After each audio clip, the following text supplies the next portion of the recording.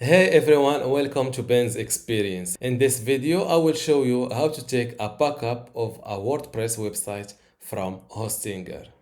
Once you're inside your Hostinger account, click on Websites from the top.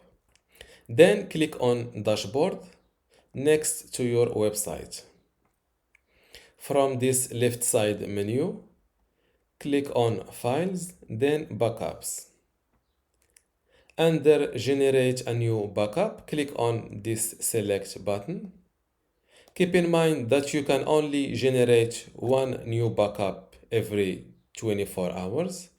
After that, click on Proceed. They are now creating a copy of your current website files and also databases. And as they say, it can take a few hours, depending on how large your website is. Now, to download a copy of your website files, simply click on Select under Files Backups. Select the latest date and hit Next Step. Click on Download all files. They are now preparing a backup for download, and this step can take just a few minutes. As you can see, our backup is prepared. Just click on this download backup to start the download.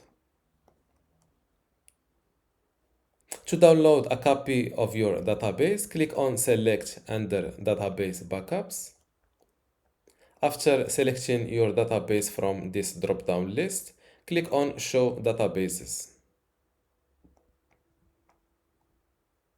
Now select the one with the latest date and click on Download.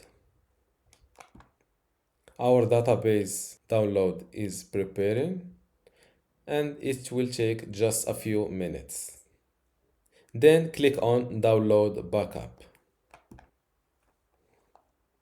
And this is how to take a backup of a WordPress website from Hostinger. Before you go, I have something special for you. I have two free online video courses for you. The first one is about Hostinger hosting and WordPress managing, and the second one shows you how to use Hostinger website builder to make basic websites or online shops. You can get them both for free just by clicking the link in the description. If you like this video, give it a thumbs up and subscribe. If you have any question, leave a comment below.